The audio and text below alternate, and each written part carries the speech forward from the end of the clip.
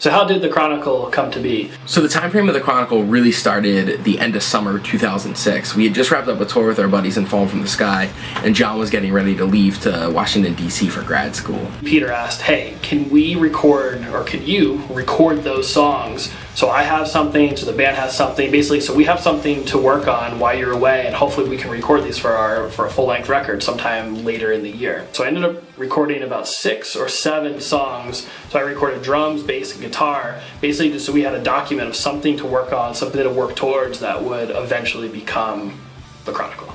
A couple of the songs existed in our live set for a number of years, but some were just demos, acoustic demos that I had in my room, warehouse demos, demos I had with Brian, different people in the band, etc. And I remember John writing the songs, and everything felt great around that time frame. It's cliche, but it's not really something I can describe. It was just, you felt it inside. I couldn't wait to hear that product put onto a recording. John was a huge part of the foundation of the band. He was the main songwriter. When he left for DC, we definitely felt it. And that was when Protagonist was the big 3. It was me, Brian, and Hazen playing shows with a bunch of different fill-ins. Filter between Kyle, Jeffy, Giancarlo, kept playing shows. We kept wanting to play shows, and we made it happen. There were a few times where Peter would call, hey man, you play a show? Yeah, absolutely. Give me the songs.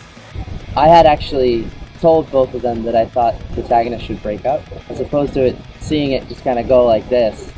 We were more on our survival game than on our A game. As a band, Protagonist just made it work. The band is bigger than ourselves, and whatever was needed to be done to make Protagonist still go was done, and it was done properly. So from John leaving to when we actually recorded the record, I had those blueprint demos. Those were constantly on repeat. I was about to move to Gainesville. I definitely went into panic mode. I kind of felt like I was kind of alone in the situation. Time wasn't on our side for sure. At the time, I was kind of coming to terms with the fact that the band may be coming to a close with everybody partying their different ways. I just knew that we had to get this record recorded. I took it upon myself to contact Jeffy, our former drummer. He had been filling in for us here and there at the time, and we had just started to really rekindle our friendship. We've done Protagonist for like 5 years, and we kind of grew apart a little bit, so I went and started a band called Know the Score. Had a couple records, toured. He was always still in touch with the Protagonist guys, we were pretty much family. Pete and John got at me and said they needed a drummer for their record, and we were always really easy to work together. So fast forward to May of 2007. So Peter gave me a call. I remember talking to him and saying, like, hey, we have to get this record recorded. I said, I'm not really sure if I'm going to be able to make the time for that with classes and with travel. And he said, we have a block that we can do it in July. And Jeffy said he can play drums, and that is one of the things that really, convinced me. And to me, it was like, no, we need to get this done now. That night, I went home and bought a plane ticket. Next thing you know, the Chronicle was born. We didn't have a lot of time, nor did we have a lot of money to get this record done. The best solution that we came up with was recording it with Tony, and then having someone else doctor it up and make it a record. Right now we're at the studio. Well, what are we about to do? Right now we're about to go record some hot tracks. I remember the drums went really smooth. Jeffy learned everything right away. We learned all the songs in a day. There's 11 songs on the Chronicle, but I think we recorded 17 or 18 songs, including B-sides and covers. I was coming up with everything right on the spot with John and Peter and Brian. We used one guitar, which was Brian's 1981 Gibson SG. Brian and I have talked, since we've recorded that record and said, maybe we should have got another guitar, maybe we should have messed with the amps a little bit, but at the time we really felt that that amp setup and especially that guitar is how we would get the best performances and best sounds for the record. It was pretty smooth because I knew the songs because I practiced them like crazy. John knew the songs because he knows every song. We just sat in a warehouse that we always sit in and just played the songs. Fucking Brian, dude, he's over here going. I think we did all the guitars in 2 to 3 days, and then we did the bass in 2 days, and the vocals took a little longer. First mix down of the record was done by Eric Victor at the Creep House in Downingtown, Pennsylvania. We had worked with Eric a number of times before on our first full-length Hope and Rage and our EP Reasoning with Time, so Eric seemed like a natural choice to go mix down the record with. He brought the record up to me, and it was like I just had to clean up all this shit. There was like so many vocal tracks. It was like they didn't they recorded everything, they didn't throw anything out. So we spent like 2 days like just going through all these tracks, like 80 tracks per song. It was fucking insane. So Peter flew up from Florida, I drove up from Washington, D.C., and our friend Jeff took the bus down from New York just to kind of hang out with us and just be kind of a sanity check in there. When I got to Creep, I really liked the songs, and I really liked the record. I kind of ate my words, because I'm glad they didn't break up. Pretty Painless Process also did some vocals for the song Attack that Peter hadn't gotten a chance to do in Florida, and did the whole mix down really quick. The first mix, we had like a time frame where it sounded fun. We were excited. We wrote these songs, we recorded these songs, and we got to hear them. And then we had the Japan tour already planned, so we just pressed them right away. Had this fun Japanese version of the Chronicle made, and we went. Japan was the most fun tour I ever had. No matter how many times I've been there, the first time with Protagonist was hands down the best, because we sat in vans. We didn't know what the hell we were doing. We just had a good time. We got driven around, we got to eat food in people's houses, there wasn't hotels. And it was also the first time that a lot of the songs on the Chronicle were even played live. The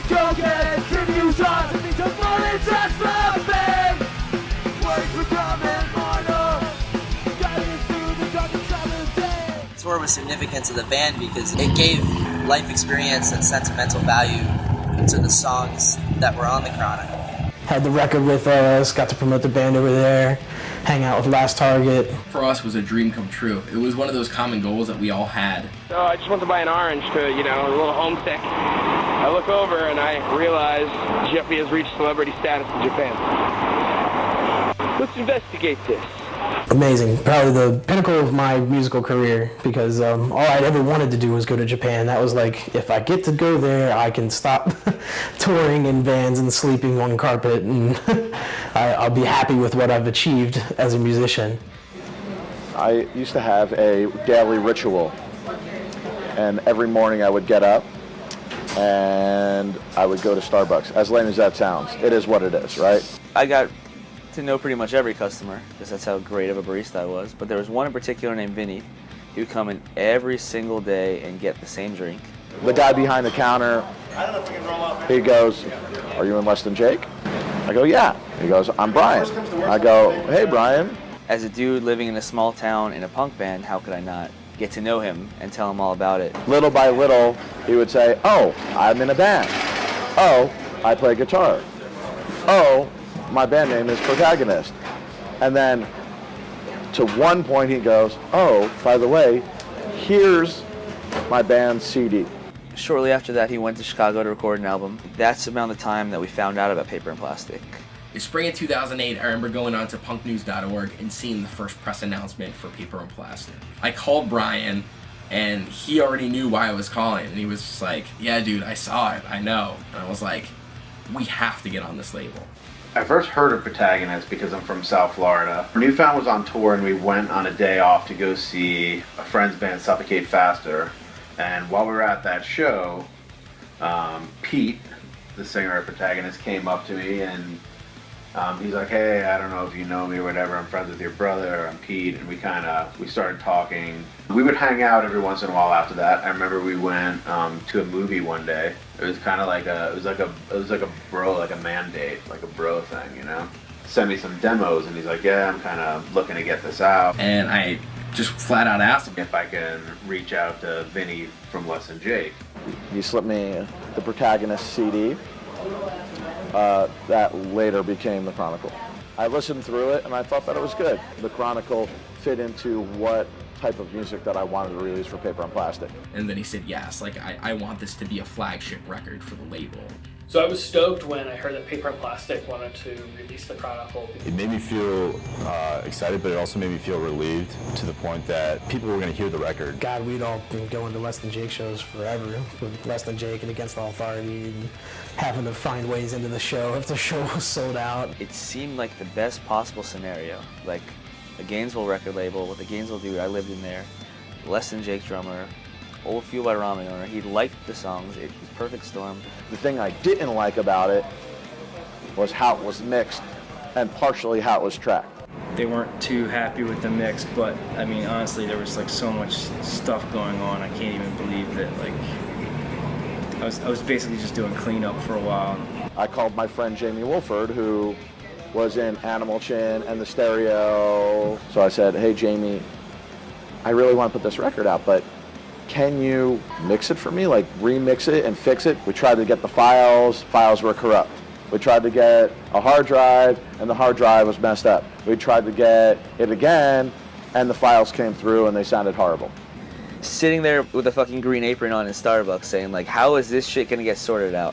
And finally, somehow, the files that we needed for the album got into Jamie Wolford's hands. He literally produced the record after the record was already tracked and mixed, to be honest with you. He produced it and really sculpted what the sound of that record is. Well, I guess that Vinnie and maybe some of the band members think that I had a hand in producing or even in a way saving the record.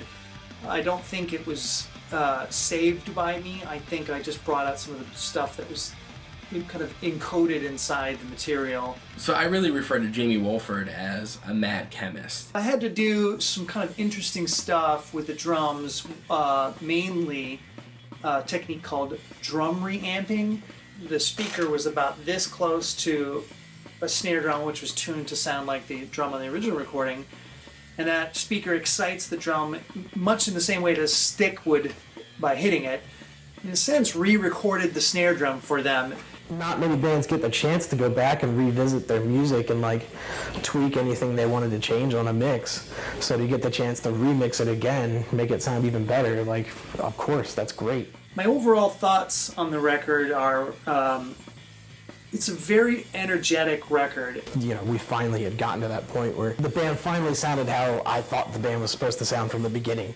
It's always really, really rewarding to be the guy that kind of, comes in at the 11th hour and, fixes the thing that they think is all broken. It wasn't broken, it just needed a little extra attention, but it turned out great, and I'm glad they like it. I'm glad that people are still responding to the record. And Vinnie was totally down to team up with Bill and really give the Chronicle its proper release. Obviously, I'm a huge fan of the album, and after getting to know Peter and the rest of the guys and Protagonists, it just made sense. This is, one of the best modern-day punk albums. People need to hear it, and, the best way to put it out there is on vinyl, so that's what we're going to do. To have our own music on that format is always something really special. The way that it came together, the people that played on it, and the people right now that are playing the songs. And in the end, that record illustrates the kind of music and the kind of band that I wanted to play in. And I hope that some people get the same thing out of it that we all put into it. I just hope the honesty of it really comes through, and I hope people just remember that. It reminds me of driving home after school with the windows down, just blasting punk music all the way home. And it just takes me back to that place, and who doesn't want to go there? Just the perfect soundtrack, dude. Life might suck right now, but it's gonna get better. There was always that bit of hope in it. I'm really happy that people are just still discovering the record and that it's becoming an important album to them as it is to the band and to myself. Good when you're friends with a band and they're from your hometown and they put out music that doesn't suck. I mean, that's always a positive thing. The story of the Chronicle is really the band's second shot. It's our second chance. We tried to do something that actually mattered to us, and if it mattered to anybody else, then that's even better, But we really cared about it a lot, and I would just want them to remember us as a band that really, gave a shit about what we did. Sounds awesome. The songs are fun. You want to pull your face off when you're listening to it. It's got all the redeeming qualities that I look for in an album.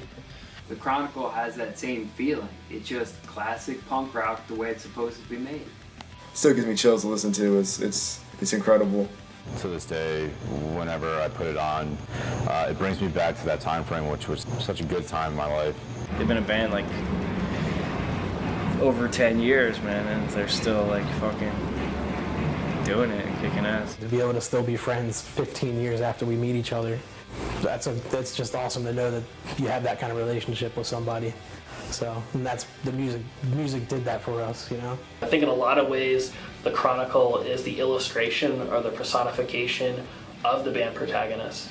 The songs contained on the Chronicle are about loss, struggle, hope, and everything in between, all at the same time having an eye firmly focused on the future. And I think that's illustrated in the song Stargazers and the song Charge, which ends the record, which the two songs share the same lyric, which is only when everything is lost is when you can truly begin. What those words really speak to is that when it comes to your life, you're the principal character in making it the greatest life possible. And when I think of Protagonist and my involvement in it and my involvement in the record and who I've gotten to do this with and the people that I've gotten to meet, I feel extremely lucky, grateful, and I take none of it for granted.